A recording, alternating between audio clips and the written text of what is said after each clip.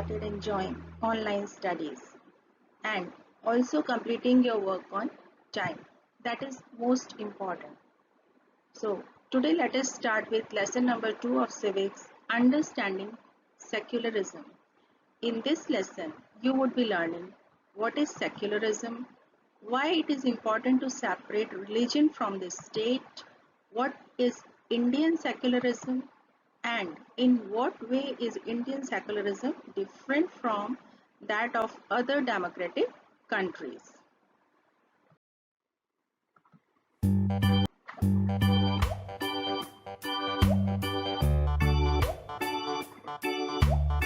Akbar and Aurangzeb were two Mughal emperors who ruled over a very large part of Indian subcontinent. Both were able administrators and effective rulers. Yet, history does not look at both of them in the same light. Akbar is called Akbar the Great, but this title is never given to Aurangzeb. Even though it was during the reign of Aurangzeb that the Mughal Empire reached its greatest extent. Do you recall from your history lessons a key aspect which separates these two Mughal emperors? Yes, during the reign of Akbar, people were allowed to practice their own religion and the administration did not favor any particular religion against the other. Whereas during the reign of Aurangzeb, there was no religious tolerance. Aurangzeb had a fanatic view of Islam. His army razed many Hindu temples and Hindus were forced to convert to Islam. Those who did not agree for conversion were killed. Hence, Aurangzeb has gone down in history not as a great ruler but as an intolerant oppressor.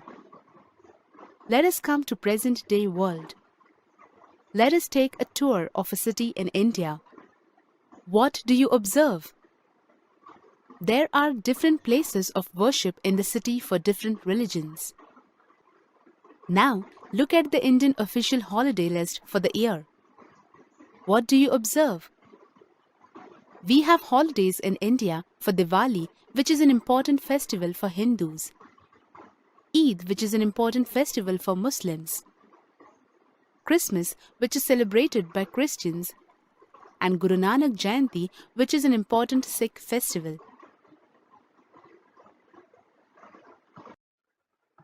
So, from the video, what did you learn?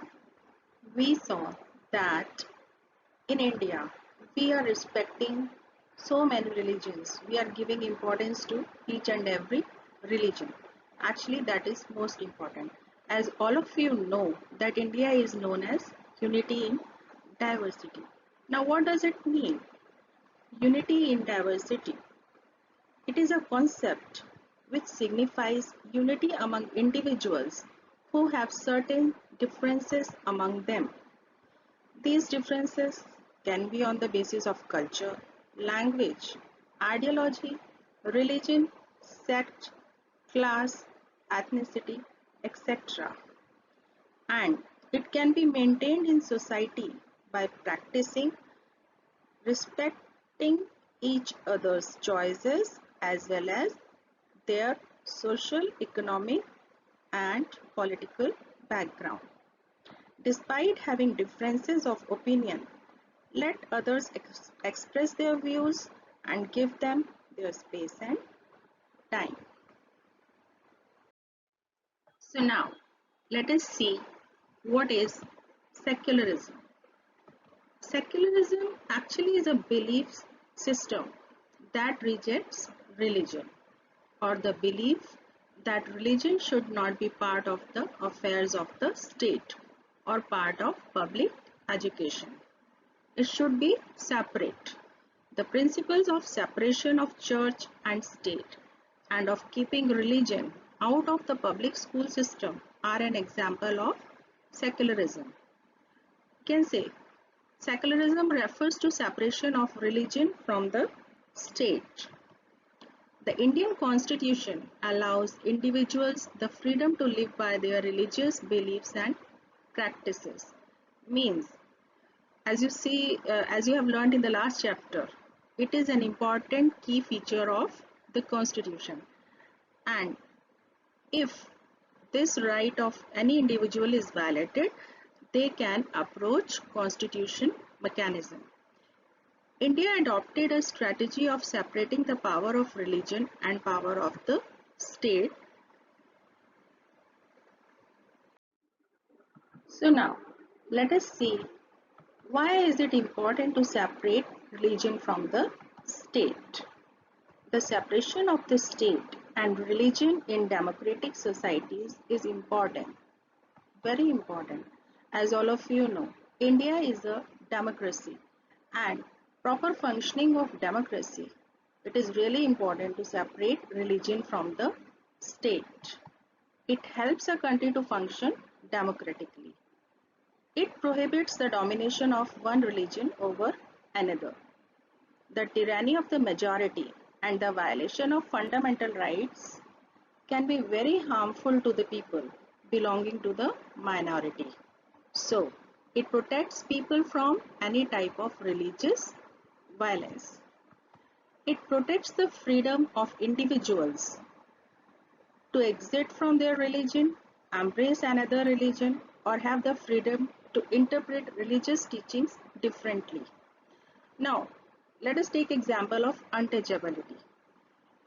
If powers will be in the hand of the people who are supporting untouchability, so that will be wrong to the other group of the people. That's why it is important to separate religion from the state. Now let us see what is Indian secularism. The Indian constitution mandates that the Indian state be secular state. One religious community does not dominate another in a secular state. Means each and every citizen should respect his as well as others' religion and emotions. In a secular state, some members do not dominate other members of the same religious community. When we are talking about a secular state, it means the state is not promoting any particular religion and citizens are free to practice or propagate religion of their choice irrespective of their caste, creed or gender. So, any member is not allowed to dominate other members also of the same religious community. Suppose if I am a Christian and if I want to now adopt Hindu religion, no one can stop me from doing that. The state does not enforce any particular religion nor take away the religious freedom of individuals. They cannot take religious freedom of individuals. The government schools cannot promote any one religion. So how does Indian state work? Indian state work in various ways to protect secularism in India. It uses a strategy of distancing itself from religion. In India, government spaces like courts, police stations, government schools and offices are not supposed to display or promote any one religion. A strategy of non-interference. This means that in order to respect the sentiments of all religions and not interfere with religious practices of other religion, the state makes certain exceptions for particular religious communities. Like, in order to respect the sentiments of all religions and not interfere with religious practices, the state makes certain exceptions for particular religious communities. For example, Sikhs wear pagdi as a religious practice, hence they need not to wear helmet while riding two-wheeler. Though citizens of other religion, for citizens of other religion, it is mandatory to wear a helmet. The Indian secularism works to prevent the domination of majority religion over minority. Means minorities are protected by the Constitution of India by the domination of the majority religion. A strategy of intervention. This means that to ensure laws relating to equal inheritance rights are respected. The state can intervene in the religious-based personal laws of communities. The intervention of the state can also be in the form of the support. For example, the Indian Constitution grants the right to religious communities to set up their schools and colleges. It also gives them financial aid on a non-preferential basis. So now, let us see in what way is Indian secularism different from that of other democratic countries. So, in USA, the legislature cannot declare any religion as an official religion. In USA, separation between the state and religion means neither the state nor religion can interfere in the affairs of each other. They are completely detached.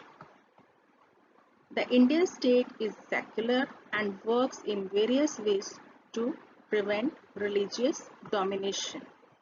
Unlike USA, in India, the state can interfere in religion on the ideal laid down in the Constitution. For example, untouchability is banned by law. Now, it is considered as a crime.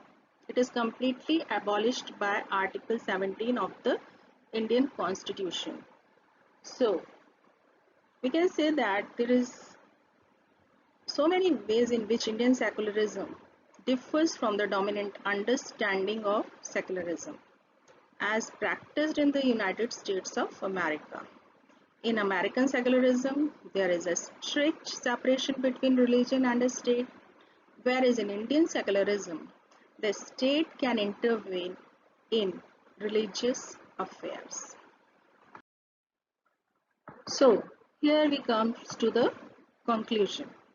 To conclude, we may say that Indian state is secular and works in various ways to prevent religious domination.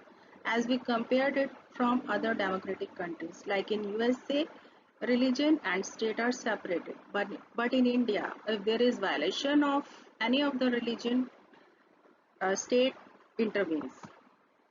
The Indian Constitution guarantees fundamental rights are based on these secular principles, and these fundamental rights assures that a citizen's religion will be protected, and if there is any violation, we need a constitutional mechanism which enables us to take action when these violations take place.